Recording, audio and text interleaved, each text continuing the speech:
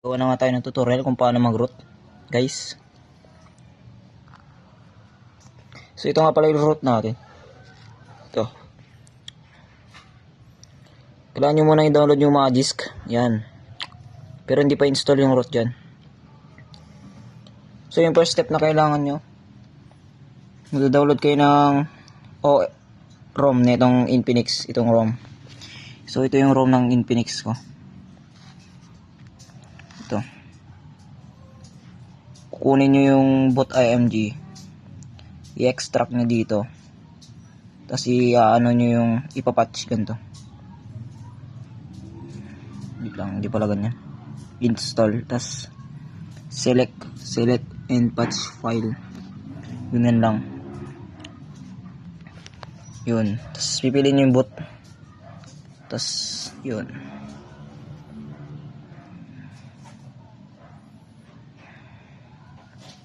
Flashing.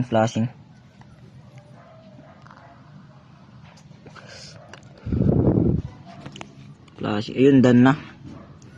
So, ganito yung kinalabasan niya, no po. Ito tayo sa downloads.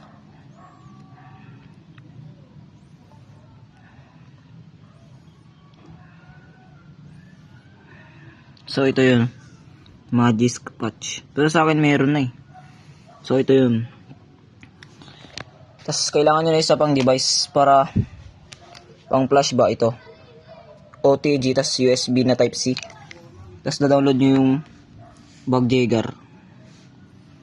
Ikilalagay ko lang yung ano. Yun, naisaksak ko na nga pala. Ito. Susunod yung gagawin. I-restart nyo to sa ano, sa bootloader. Ay, wait lang, tanggalin ko na lang pala muna. Bootloader. Power off muna natin. Yan. So, dapat kailangan naka-unlock yung bootloader nyo. Infinix pa itong gamit. I-root natin, Infinix. Yan. Para ma-access nyo yung recovery na ito, power button tsaka volume up. Yan. Tapos bibitawan nyo pag nag-pop up na yung Infinix. Bale, volume up na lang yung pipindutin nyo. Yun.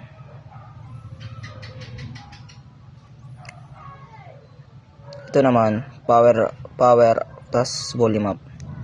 Click lang na ganun.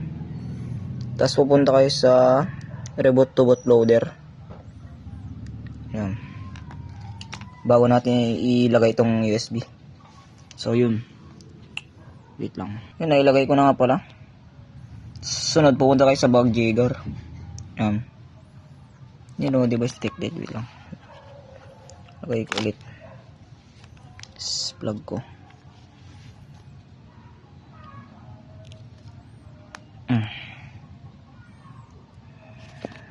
Wait lang. Pause ko muna. Yun, pag na-detect na, punta kayo dito sa parang kuryente. Agad stop. Easy. Ads pa. Dito sa kuryente dito. Tapos pipindutin nyo to. Unang command muna, fast boot devices. Tapos fast boot flash boot. Tapos piliin nyo yung file na ipinatch nyo sa mga disk kanina. So ito yun. Ito.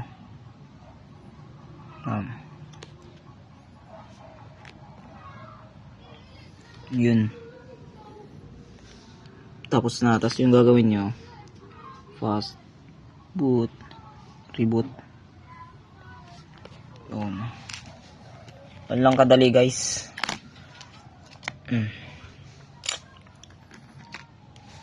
Post ko na lang to sa YouTube ko.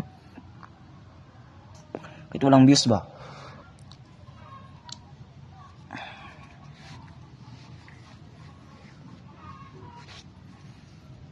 Yun lang kadali. May second step pa palang gagawin dito.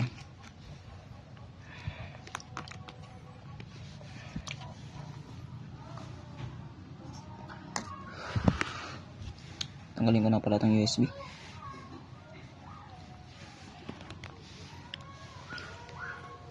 Ito yung next na step gagawin niya. Lagay sa mga disk.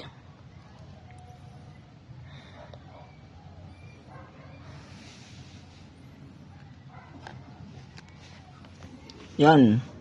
Install na daw pero may additional install. May additional install pa yan. Kaya hindi nagpapakita eh. Additional setup sabi niya. Pero ganun lang kadali mag-install ng root guys.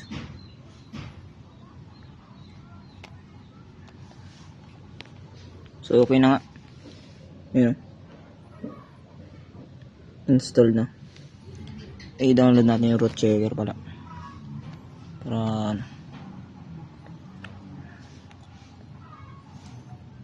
makita nila yung proof ba.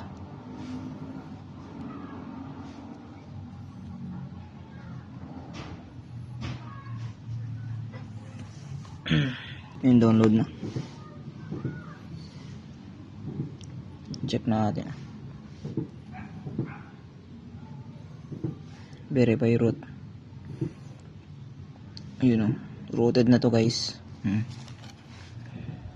Ito lang kadali. Infinix Hot 11 NFC pa to. Siya sabi nila Xiaomi lang daw pwede i-root eh. Hindi.